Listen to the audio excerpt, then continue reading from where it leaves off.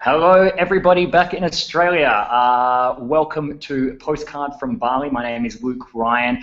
I am coming to you from Denpasar, where I am a guest of the Bali Emerging Writers Festival, which, much like you, I'm sure, is a festival that I had not heard of up until the point that they asked me to be part of it. But it's been an amazing experience. The Bali Emerging Writers Festival is an offshoot of the Ubud Readers and Writers Festival, which is a sort of fairly significant literary gathering that happens in Ubud in Bali in October, and usually brings across somewhere in the order of 150 guests over 5 days for like 200 events, and is like a really sort of quite amazing thing to occur here in Bali. And that's been going for 11 years.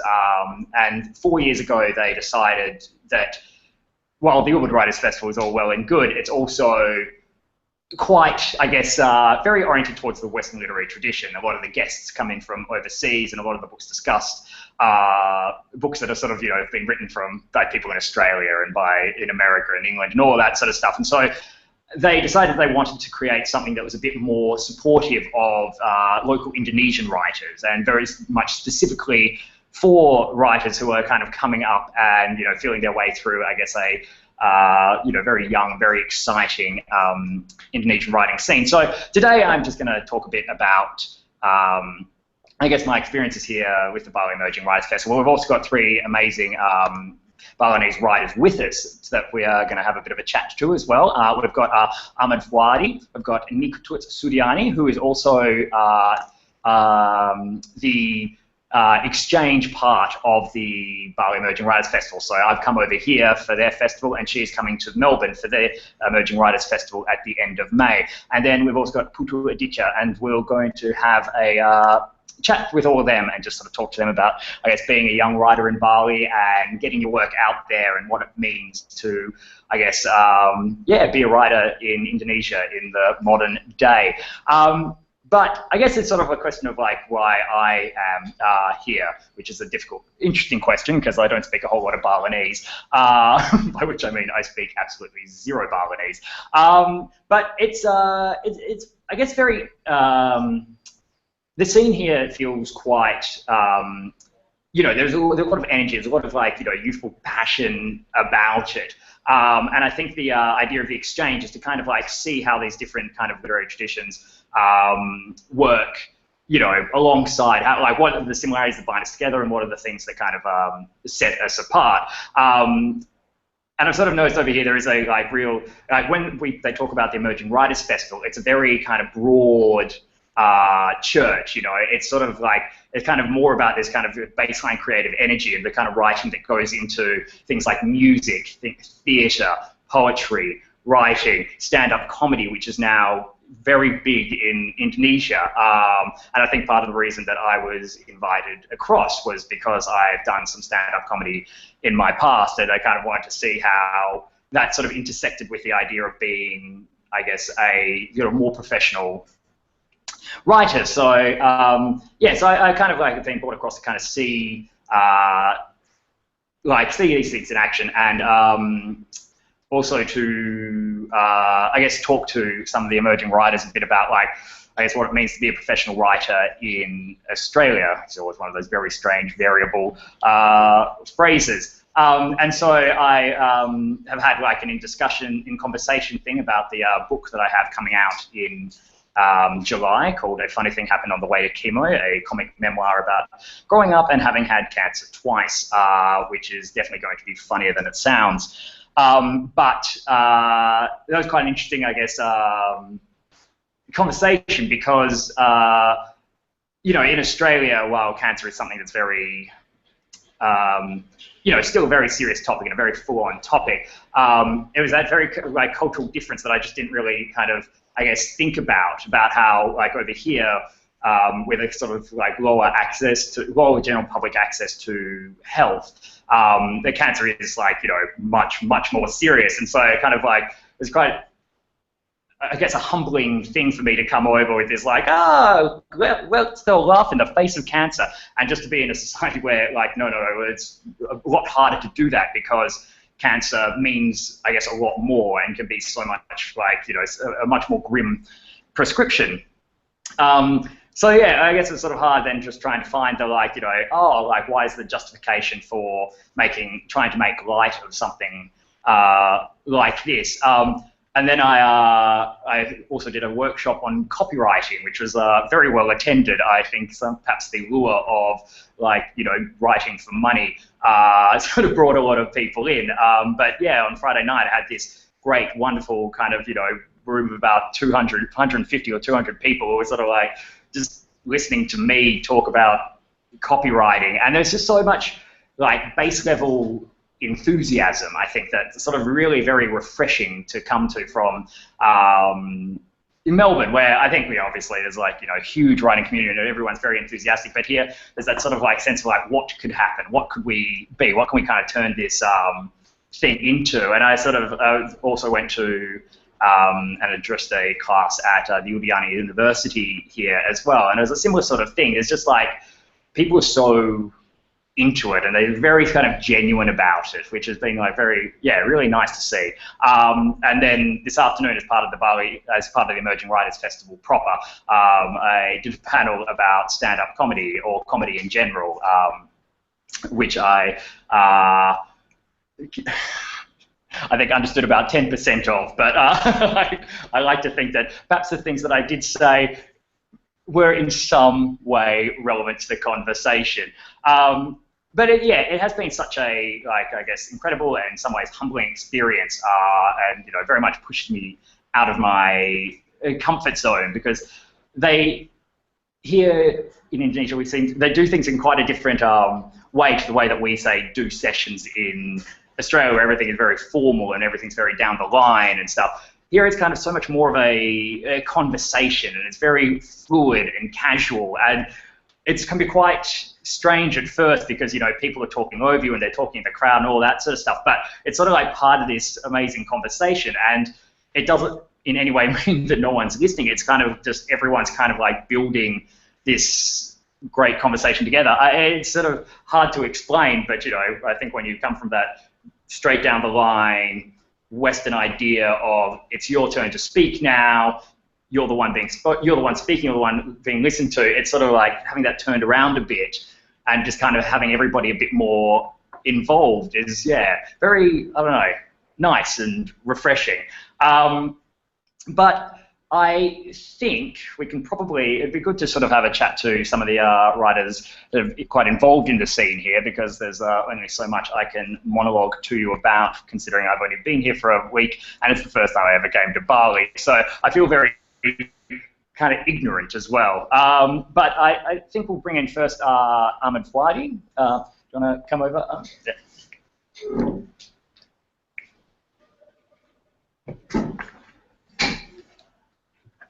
We share the screen? Yeah, we share the screen. Okay. Yes, this is Ahmad Fuadi, one of Indonesia's foremost writers. Should we call you that? I'm honored.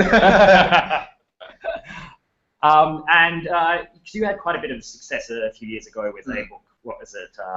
The Five Towers? Well, in 2009, I first published my first novel, the first ever. The title is Negeri Lima Menara. The English version is The Land of Five Towers. Yeah. And it took me by surprise, because after 3 months of the publication, all bookstores in Indonesia told me, hey, your book is #1 on the chart. Yeah. And after years, it sold about 100,000 copies. And now it's about 400,000 copies. So it's a huge success for Indonesia. But I think I'm lucky in that sense, because I think we won't be able to predict how successful a novel is. Yeah. But in my case, I think the timing is right. The story maybe is quite interesting for some Indonesian, and now the novel was adapted into a movie 2 years ago. It was also quite a successful one. And I continue writing the second novel. It's part of the trilogy, actually. Right. And now we are working on the second movie based on my second novel. So is the second novel come out now? Yes, it's already. It was out 2 years ago. But now we're working on the movie of the second novel. So we're going to shoot some scenes in Canada, in Jordan, and also in Indonesia. let me talk about my novel. My novel is, how could I explain it? Okay, last year I was invited to Byron Bay Writers Festival. Yeah. And the way I introduced my novel to the audience, I told them, you know Harry Potter? And some of them will say yes. And I told them, well, my novel maybe somehow is look like Harry Potter without magic. Why is Harry Potter? Because it is a coming-of-age story of children from different parts of Indonesia, and they came together to an Islamic boarding school. Right. So it's not wizardry Islamic boarding school, Islamic boarding school. But it is a quite unique Islamic boarding school because they teach them to reach their dream, to travel around the globe, to be everybody that they think they can be a successful one at that position. So it was an inspiring experience for me because the story actually inspired partly by my true story. Yeah. But yeah, of course I added some more characters. Yeah. I combined some characters. I just take out some characters that I don't like, and I invented some more cheerful characters. Yeah. So that's the beauty of writing fiction. Yeah.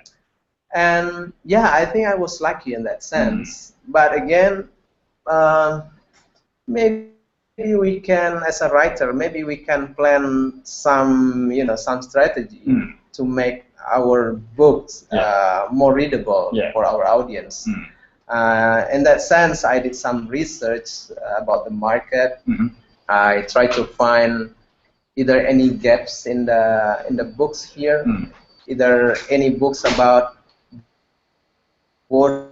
That was the case. There is no any novel talking about boarding school life experience in Indonesia. Yeah. And is it quite a common experience, boarding school here? It's not that common, but it's quite an interesting story. Some people share the same story. Some people just curious to know what is inside a boarding school. Yeah. And surprisingly, nobody about the life inside a boarding school before. So I was lucky to be the first one to write about it. Yeah.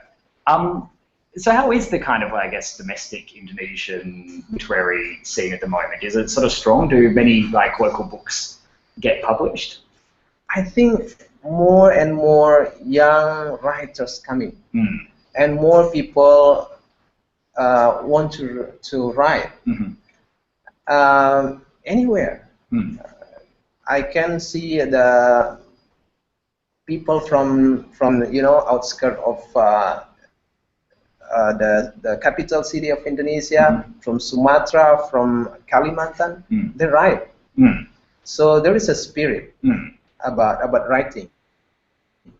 But again, when we talk about publishing their work, sometimes they have there is some confidence things, They have a material to show to people, but they are not that confident to publish it.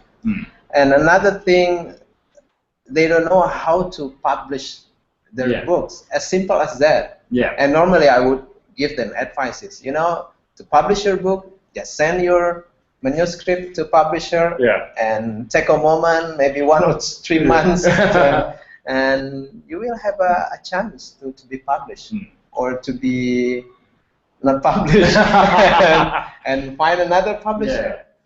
So I'm glad to see that there is emerging writers coming, not only from Bali but from all over Indonesia. Is that how you got published? Just sort of wrote it and then sent it out to publisher after publisher? Or? Well, in my experience, our manuscript to any publisher. The rule here, normally we have to wait for about 3 months to get any decision, yes or no. And I try to work around it. How could I speed up the process? And I try to talk to people. I ask writers that I know, how did you do that? Do you know anybody in a publishing company or something?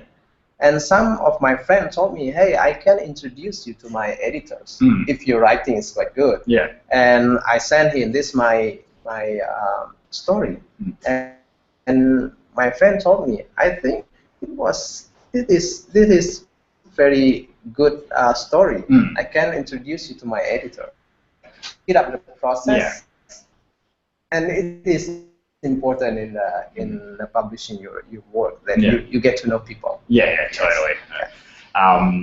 So it was translated into English. Yes, and then again the second time lucky, I think. I was lucky to be able to be available. My book is available on Amazon.com. So people can buy my book from anywhere in the world, and to more readership outside Indonesia. And actually last month I just got back from University of California at Berkeley because they invited me to be an artist in residence to talk about my book and my film there. And the reason was they used my book as a course material for 2 courses at Berkeley. What courses? Introduction to Southeast Asian people and culture, something like that. And they invited me to talk to students, to professor, to show the movie. That's I think the power of having your book translated into other languages, that you can have access to, not only to your traditional readership. Was it a interesting or difficult process, like going through that translation, like, trying to sort of, I guess, adapt something that seems to be very, like, rooted in Indonesian culture and try and make it for a broader audience? You're right, this is not easy because story is very culturally related. It's sometimes only understood by people in that community, our writing. But I think there is always a way to translate that sense of culture to other cultures. What I did, I tried to find a native speaker, the English native speaker, who has some experience with Indonesian culture, who has been exposed to Indonesian people, culture, and everything. So she will get the nuances of the culture. And I found one. She was a Fulbright scholar, but she traveled to Indonesia, and she lived in Indonesia for 3 years. And I think she got the understanding of Indonesian culture better than the rest of American. So that's, I think, the way, that try to find someone that understands both culture. I mean, your English culture or American culture or Australian culture, and also Indonesian culture. Have you been writing the screenplays for the films as well? Well, I helped the screen writers team to write the script, but I wasn't the only one to come up with the idea of the story. But I was consulted every draft, so I contributed some scene plots and everything. But it was an adaptation, so the writers himself also has his own creative ideas about my story. What's important and what's less important. It's different story when you write a novel and when you write for a movie. Absolutely. And what else are you doing beyond sort of, I guess you're probably writing the 3rd book now, are you? The 3rd book was out last year. Oh, 3rd book. So I'm done with the trilogy. Get it out. Get it out. Move on. Now I'm working on other projects. I have some plan to write other novels, but it is still in the process of building the structure. But I'm working on other books, non-fiction books. It is about tips and trick to get a foreign scholarship. Because I like to hunt for scholarship. So I get several scholarships. I think it's good to share with Indonesian students to show them how to get a scholarship to go abroad. So that's my current project. But hopefully we will have the book published in 2 months' time.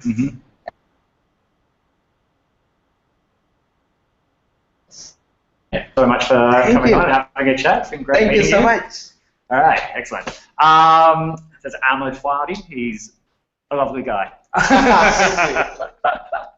And next, I think we'll have a chat to Ketut Sudiani, who has been very helpful to me while I have been here in Bali, serving as my official translator and putting up with a lot of my crap. And she is also, as I kind of mentioned before, the exchange partner for the Melbourne Emerging Writers Festival. So she's coming to Australia at the end of this month. Melbourne's all about to be on a couple of panels, including one that I think we're talking on the first weekend on the Saturday. Yes. Yes. But anyway, this is Ketut Sudiani. Hello, I'm Sudiani. And so, yeah, tell us a little bit about your work so far. Yes, I was working on my very first novel. Its title is The Voices of Butterflies, and it was just coming out about 1.5 weeks ago. And really? Yeah, it's only 1.5 weeks old. Yes. Yeah, wow. And that's the stories of my first novel is about the experience of a young little girl from Bali who got a chance to go abroad, so far in the north part of the earth, in Canada, and that little girl was together with another young people from different places in Indonesia. So they got a very different sense with rather than the culture of Indonesia. So it's just a lot of amazing stories. So it's, and also besides being 3 months in Canada, Nova Scotia, they also had a experience being in a very in the jungles, in deepest parts of Borneo, in a very different from adventure story. Is this based on your own experience at all? Yes, but I try to collaborate it and make it like puzzles and put some imagination and just make it in a fiction. And so you're quite involved with the kind of young writers community here in Denpasar. Kind of. Kind of. So, what sort of stuff do you guys do? I'm involved in like literary community and community development, art, culture is mostly like that. And writings, community, and readings. And also like environments, community who care about the using plastic things. Stop to using plastic things, something like that. I have noticed there is quite a lot of that here in Bali. Okay, now and one more, and you guys, you also can find the books in Amazon's. It seems it's Mr. Ahmad. It's quite interesting because I think in Australia we see Amazon as this really bad thing, like half the time that they're taking our books and selling them for cheap so that we don't get much money and stuff. So it's quite interesting hearing you guys talk about how Amazon is just the best thing because it sort of gets your book out there. Because for us it's like you have another chance to publish your book like widely because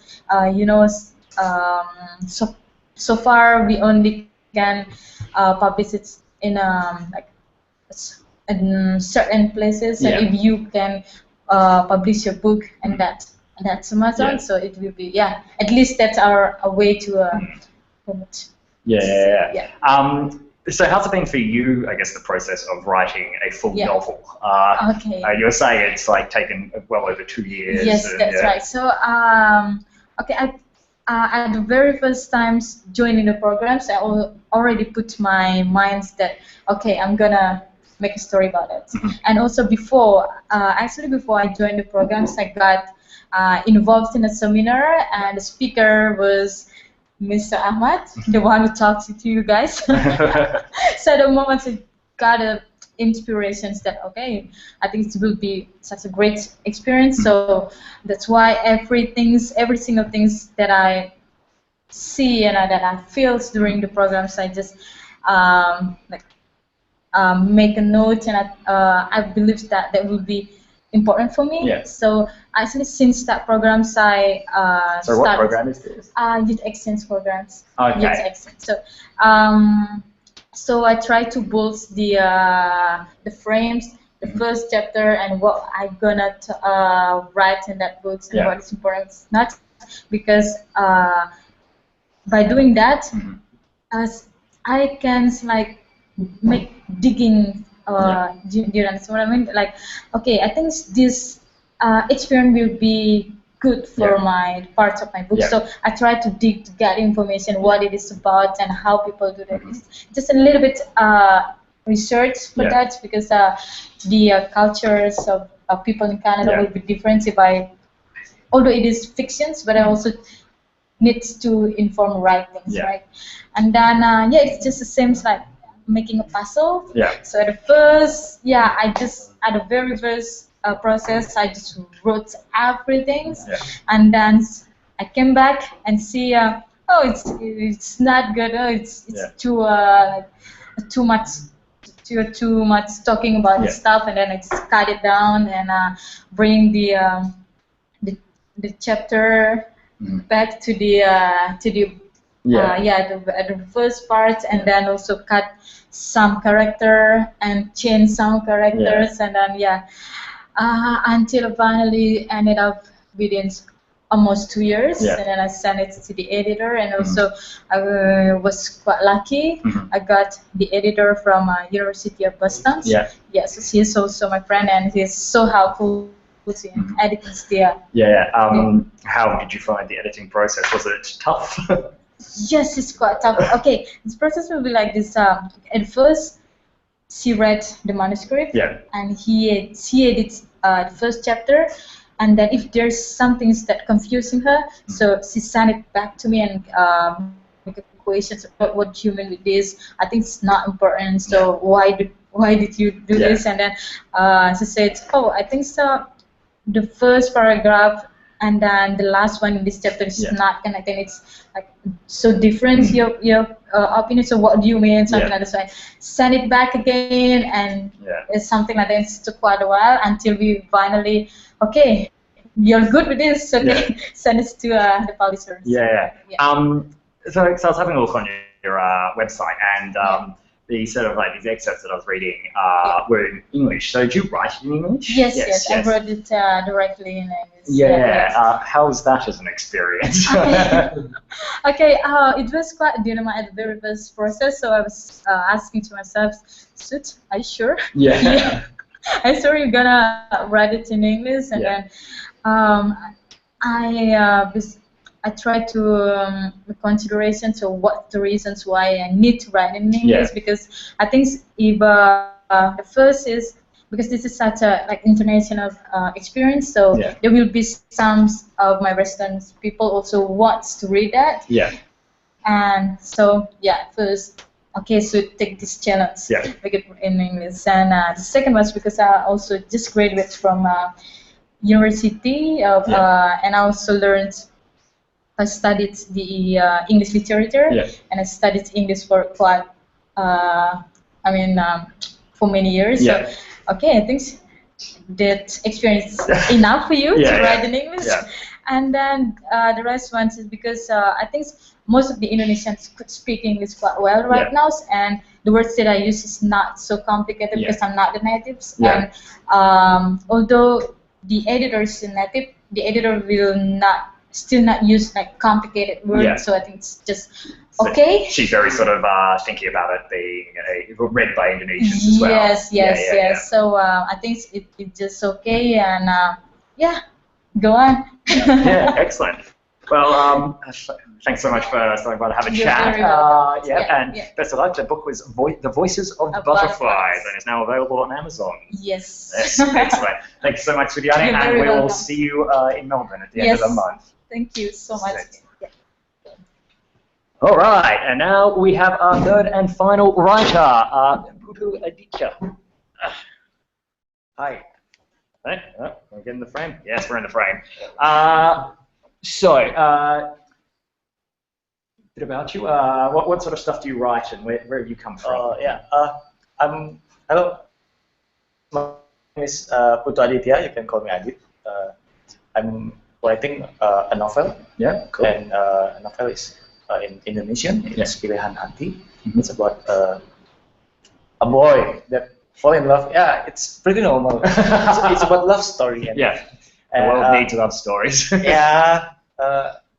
Because I'm writing about a boy that fall in love with a girl, and this girl is in different religion with the boy, and the girl is already have boyfriend too. So, but the problem that I want to raise up in this book is actually about the different religion, which is always happen in Bali. Because we live in Bali and there's a lot of religion in Bali, and in Indonesia actually we have 5 religion, and that's quite a problem for the people who fall in love. But in this book, I also talk about the culture in Bali. So why these two, the boy and girl, met is because they have always together when the preparation of Nyepi. So in Bali we have Nyepi preparation, Nyepi celebration, which is like Nyepi itu kayak gimana? It's like Earth Day. So we turn off the light with. Yes, I heard about this. So the day before Nyepi, we will have some ogoh-ogoh, like a big doll, and we have to build that in Banjar. It's called Banjar, it's the neighborhood, and they live in one neighborhood, so they always meet at the preparation, and so the boy is fall in love with her, and it's like and at least doomed love. And at least the boy need to I have to stay with myself, and I think I have to back off because they already have a relationship, and like that. So is this based on your own experience? Some of my experience. I read some of my experience too there, but it's quite general. All people have it. And then my second book, I participate in a compilation of short stories with digital writer in Indonesia. It's 6 writers, and we Twitter active. So we write in Twitter. You write in Twitter? Cool. We write some short stories. Which is going tweet for tweet kind of thing. Some like that, and some like mini fiction. Cool. It's only a fiction in 140 characters. So we write like that, and but in this compilation we write about digital love. So the love stories that occur in social media, because of social media or in social media itself. So I write about that, and the third one I have. You're keeping busy. I keep myself busy.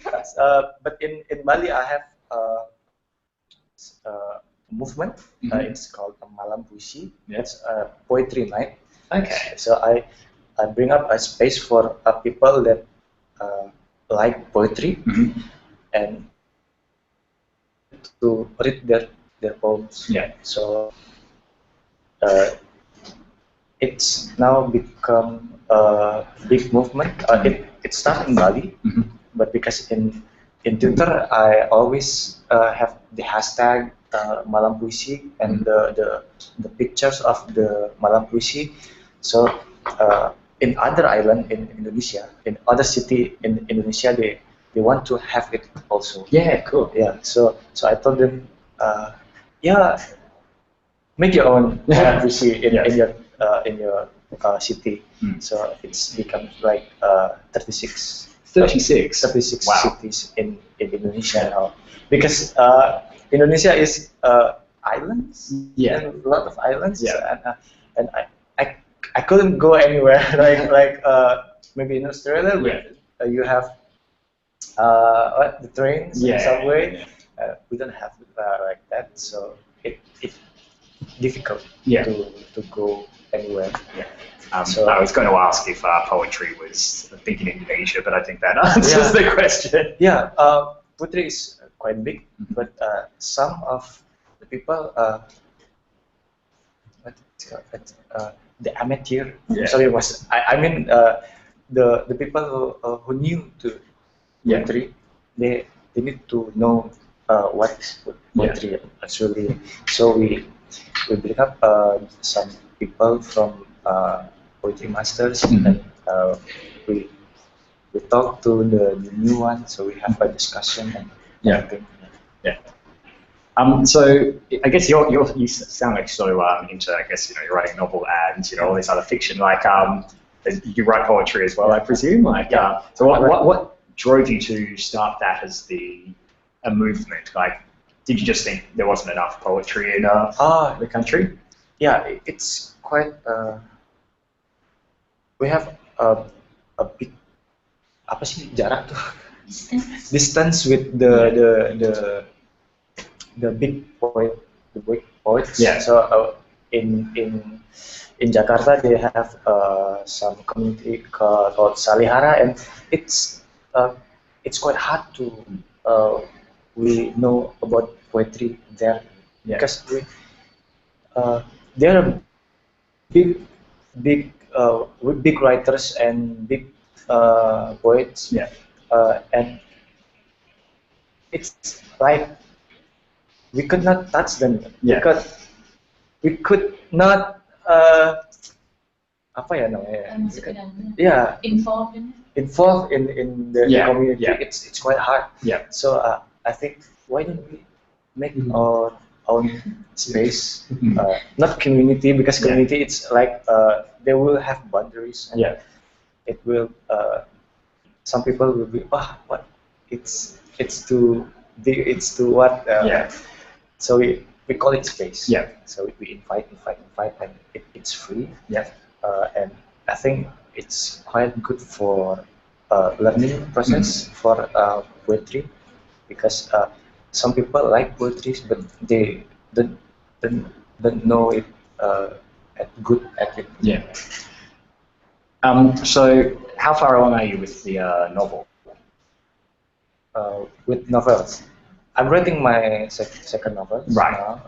So the love story, has that already come out, or is that the one that you're working on at the moment? It's already launched last year. And now I work on my second novel. It's about it's still talking about Bali. Yes, we actually in Bali we have a lot of problems. For me as Balinese.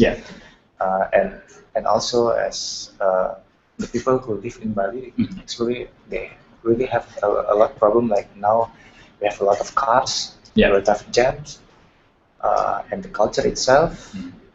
I want to write about that. But what's the sort of problem in the culture itself? That's the first. I want to write about first. That's the love story. It's not even in the same religion, even the same people, Balinese people. They have a problem in relationship. it's like it's a class. Oh yeah, yeah, yeah. The people they have class and they can marry the people from upper the higher class can marry with the lower class, and it's got a problem. And there's one. Let's get started. Yeah, I have a list of some problem in Bali. Actually, it's not like what people see from outside. Yeah.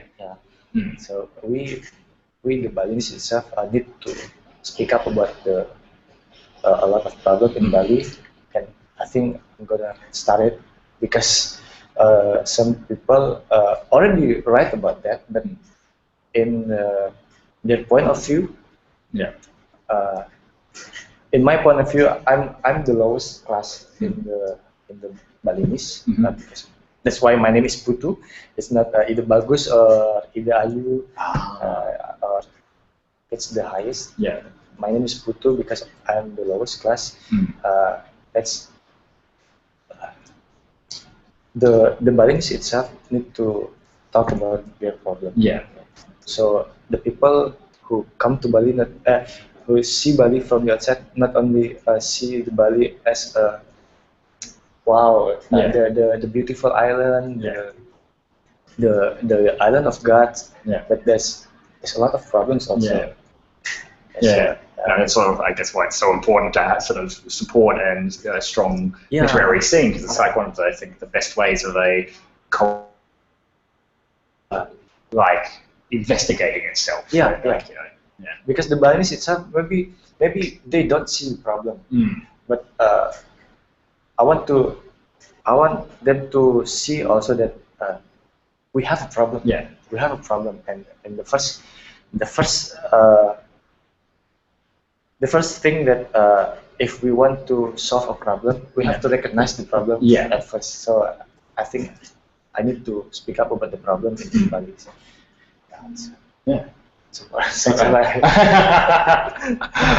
Well, best of luck finishing the second book, and thanks so much for having a chat to us. It's been super fascinating, and that was Adit. Thank you for having a chat with us. Happy Star Wars Day. It's a very important day. Very literary. May the Fourth be with you.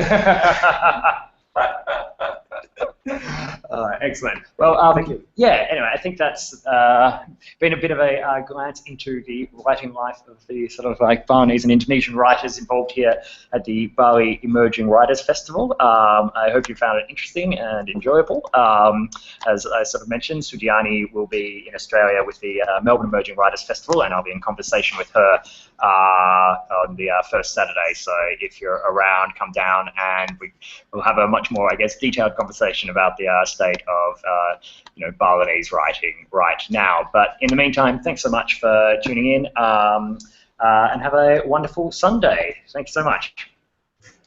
Bye-bye. Bye.